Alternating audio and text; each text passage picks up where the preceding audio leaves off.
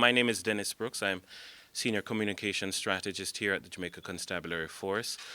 This is a press briefing, first and foremost, to provide you, the media, and the nation with an update on a matter that has captured the emotions and interest of everyone in this country. We've had many comments and calls about this matter, and we thought it necessary at this time to update you on this ongoing investigation. With me here today, we have Acting DCP Fitz Bailey, we have ACP Clinton Leng, we have Superintendent Paul Thomas, we have as well Detective Inspector Grayson, who can speak to these matters. We will update you on a few other matters as well. So at this time, I put you in the capable hands of Acting Deputy Commissioner Fitz Bailey.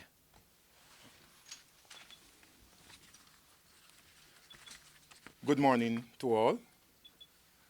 As was outlined by Dennis Brooks, the purpose of our coming together is to update you on this very important investigation.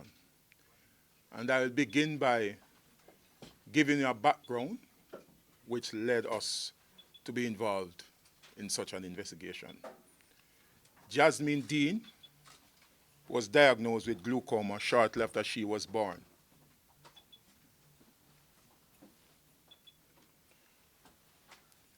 At a young age, Miss Dean underwent a medical procedure geared at augmenting her vision. However, sight was only preserved in one eye.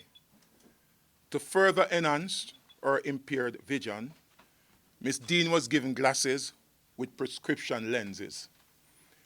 This enabled her to see partially, especially during the daytime. Despite this impairment, Miss Dean was able to successfully pursue both primary and high school certifications. In September 2019, Miss Dean enrolled at the University Mona campus to pursue a Bachelor of Science degree in International Relations and was assigned student identification number 620116768. During the first semester, Miss Dean was recipient of several scholarships and grants which partially covered her tuition and on-campus boarding fees. At the commencement of semester two, in January 2020, Ms. Dean was able to secure sufficient funds to cover tuition and on-campus boardings, and she opted to commute to UWI from home via public transportation. Ms. Dean's class schedule required her attendance at school between the hours of 6 p.m. to 6:59 each Thursday. On Thursday, February 27, 2020, sometime in the morning, Ms. Dean, with her black LGT smartphone in hand, dressed in a white blouse, blue jeans, and carrying her multicolor knapsack containing school stationeries and her black Dell laptop serial number C3GR8L1, departed her home via public passenger vehicle to UWI Mona campus. On completion of her class at 6:59 p.m., Ms. Dean visited the UWI Mona Lions Club Center for Students with Special Needs.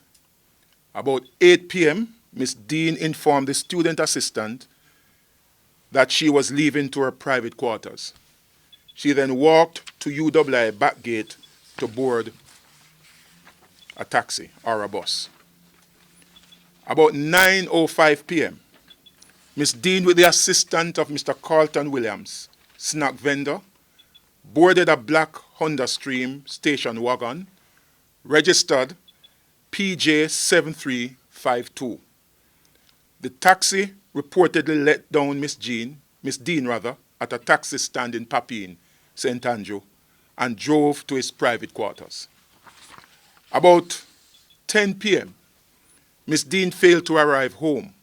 Hence, relatives, to include her father, Lloyd Dean Sr., painter of 10 Miles, Bull Bay, St. Andrew, and brother Lloyd Dean Jr., O.C. Wang, laborer, also of the said address, became worried and contacted her via cellular phone number 876-416-2371 to ascertain her whereabouts. About 10:15 p.m., Miss Dean, while speaking to her father rather, indicated that she was in a taxi, and a few minutes later, when contacted by her brother, she allegedly said to him, "Call Tia." Thereafter, Miss Dean failed to answer her cell phone, did not arrive home, and to date has not been seen or heard from. On Friday, February 28, 2020, Mr. Dean Sr. made a missing person report at Mona Police Post. A statement was recorded from the driver of a black understream station wagon, registered PJ7352, which was later seized and placed in safekeeping at the Mona Police Post. Later that same day, the understream was photographed and processed by forensic crime scene investigator, FCSI, assigned to Area 4, Scenes of Crime Unit. On conclusion, the car was released. A decision was made by the High Command that the case should be reassigned to the Major Investigation Division, MID, of the JCF, which is headed by Superintendent Paul Thomas, because we think that the case was of significance. Not that all cases are not important, but because of the national profile of this matter, we decided. On March 7, 2020, a team of detectives from MID carried out investigative inquiries in the corporate area and Bull Bay, St. Andrew, during which Messrs. Dean Sr. and Jr. and Ashley Dean, 23 years old, cashier of 5.5, I'll leave the address out, were interviewed and statement recorded. On March 9, 2020, follow-up investigative inquiries were conducted at UWI Mona campus by the team. During the visit, copies of Miss Dean's student profile and class schedule were requested and obtained. A DVD containing footages from the moment Miss Dean exited UWI back gate to the point where she entered the black understream station wagon was also obtained and is continuously being viewed in an attempt to identify persons of interest. Later that same day, contact was made with the owner of the black understream and a statement recorded. The Communication Forensic and Cybercrime Division, CFCD, was engaged and provided valuable evidence which was supported by independent information received. A search operation was carried out in the West Kingston area where vital information was also received. On March 11, 2020, between the hours of 5:45 p.m. and 7:40 p.m., Mr. Paul Thomas, Superintendent of Police, in charge of Major Investigation Division, led a team of police personnel drawn from MID, Corporate Area and Area 3, and the Manchester Division, on simultaneous operations in Greenvale, Manchester, and several premises off Lindus Road in search of Jasmine Dean, persons of interest, and or personal items belonging to the said Jasmine Dean. On Friday, March 17, 2020, about 4 p.m., a 27-year-old security guard of 11 Miles Bull Bay, St. Andrew, and his common-law wife were both interviewed and statements recorded.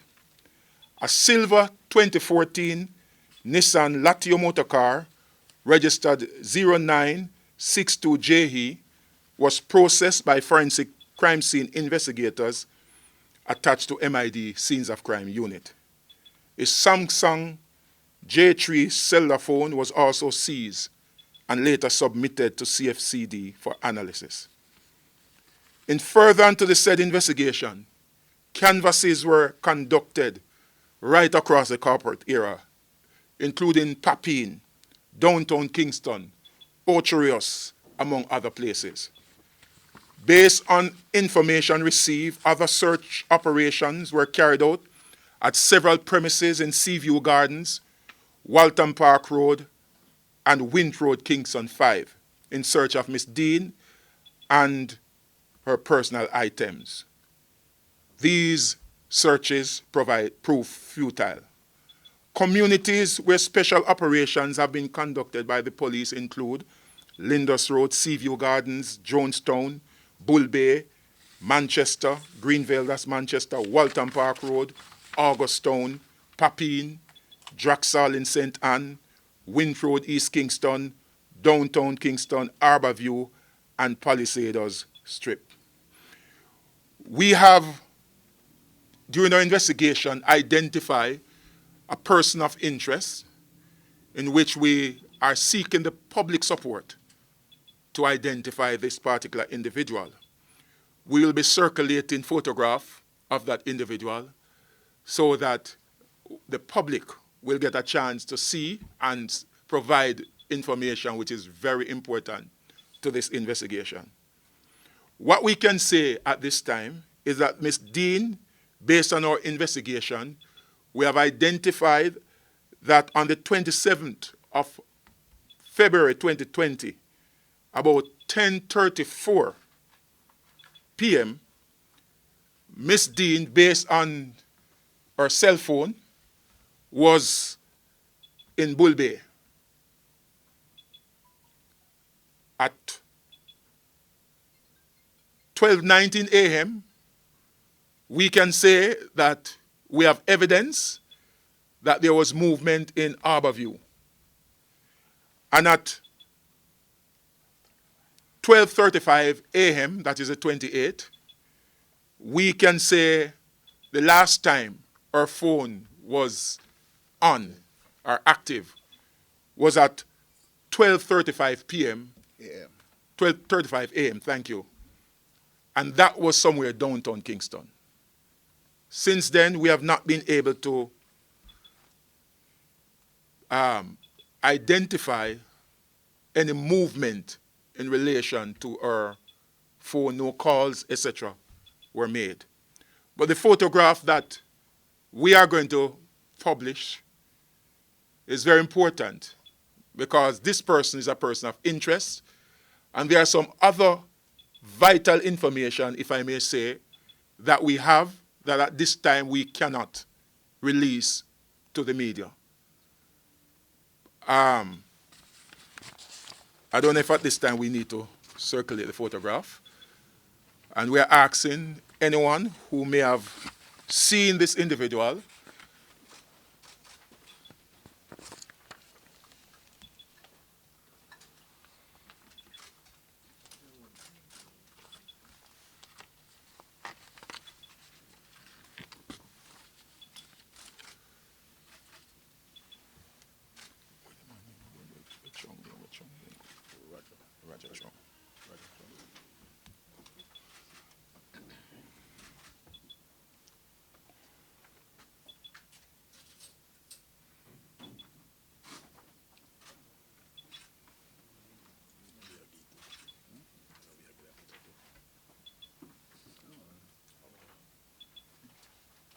we can circulate.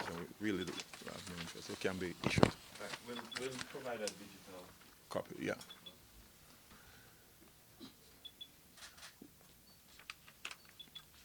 We have received several prank calls, and I'm going to appeal to the public.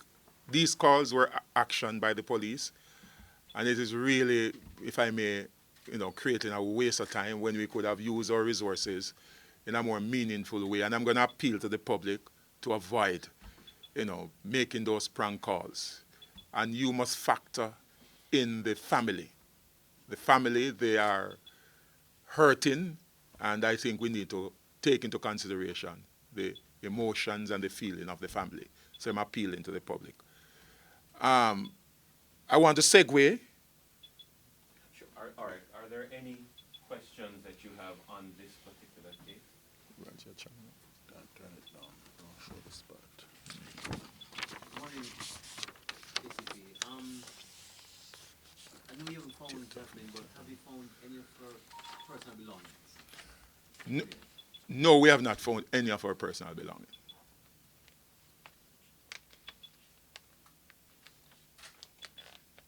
No further questions? Siobhan Campbell? Any ideas to where the person of interest, where he's from or where he frequents? We are not certain at this time. And as I indicated, there are some very delicate information that we have to guard. What we are saying to the public, please assist us to identify this individual. As you say, you can't say much, but may I ask you, what kind of information you have, if you can say, that has led you to believe that this person is a person of interest? It's based on our investigation, and this person is very critical to the investigation. I can't divulge what we have, but we believe this person is very important to the investigation. His occupation, can you say that? If you know? No, we won't go into any detail of the individual. We don't know where the person is from. Let me say that. We don't know where he's from.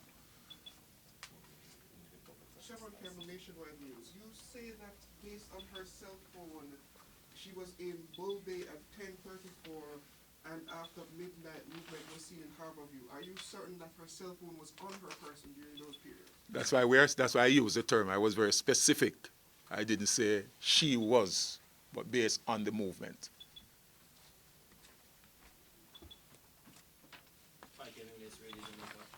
What are the sanctions for persons who are circulating fake news about the case? I am not aware of any sanction, but we are just appealing to the public to be very responsible in what they do.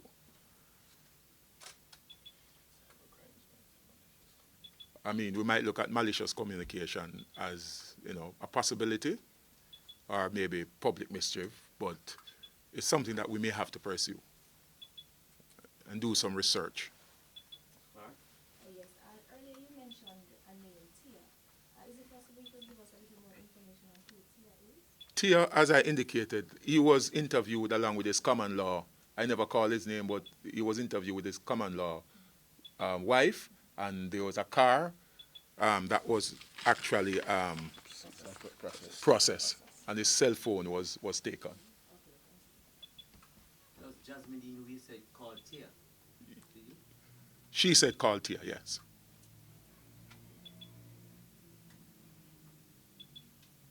All right. No further questions on this particular matter. We do have another matter to update you on preliminary. I know you might be concerned about the investigation in Mr.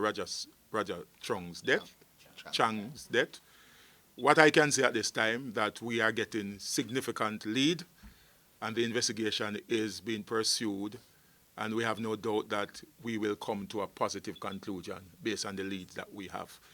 We are going to appeal to the public, however, to help us to locate this individual, who is very vital to the investigation that is ongoing. We have identified at least 2 persons of interest already.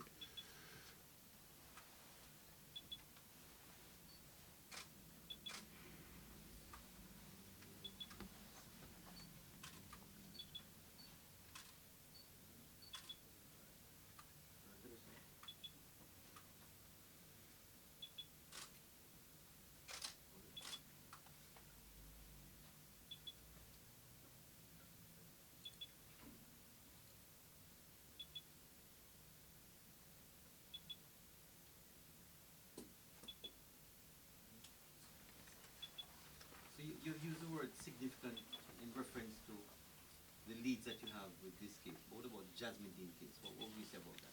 Yes, that person is also significant. No, so you're onto something. We don't want to definitively say that, but based on our investigation, we think the person can assist us. One more question on the Jasmine Dean case. This might sound a little callous, but is there an expectation that she'll be found alive at this point in time? We are hopeful, but we can't say definitively that it will. Will we have a name for this person of interest? No, we don't have a name. All right. Thank you very much, ladies and gentlemen. Yes. One more question. This is not directly related to Jasmine Dean, but the circumstances are similar. There have been reports of people that's allegedly going around trying to abduct women. Is there anything I can say about that? I don't have that information with me now, so I really can't comment on it. With respect to this person of interest in the Roger Chan case, can you give any more details on her? What's her profession, address, and so forth? No, we don't want to get into those specifics, but she is very crucial to the investigation. Parish where she lives? She's from the corporate era. Person is from the corporate era. Might between corporate era and St. Mary. There was another picture of a young woman who was being circulated on social media. Is this the same person? I can't really say. I did not, look at it. But what I will say that this person is very important to our investigation. One more on Jasmine Dean. During investigations, have you, at any time, did anybody say if she complained of, being threatened or was she uncomfortable moving around? No, we have not gotten any such information. And I can tell you that the team from MID, they actually pursue every possibilities. That was an area that was looked at to see if there were, but we did not come up with any such thing. Just a quick follow-up, going back to Jasmine. Are you considering Tia at this time a person of interest based on the timeline? No, we are not. He was interviewed and statement recorded, etc. We have no, reason to believe that he might be a person of interest at this time. Excuse me, the person of interest in the Roger Chung matter, you did not give names. Is it that you don't know their names, or is this information being withheld? Because if you're asking for them to come in or for people to identify them, it would be helpful to have their names. What we're asking is for persons who may recognize them to provide information to the police that may be able to assist us with identifying them definitively.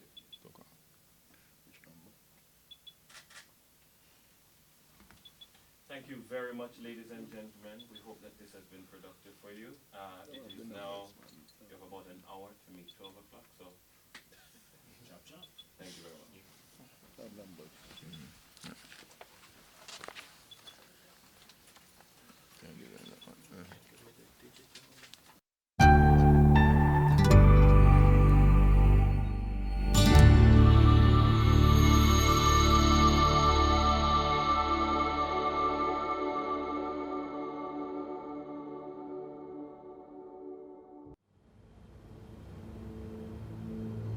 When I was growing up, violence was the main thing in our community. When I was in class, I can hear the gun.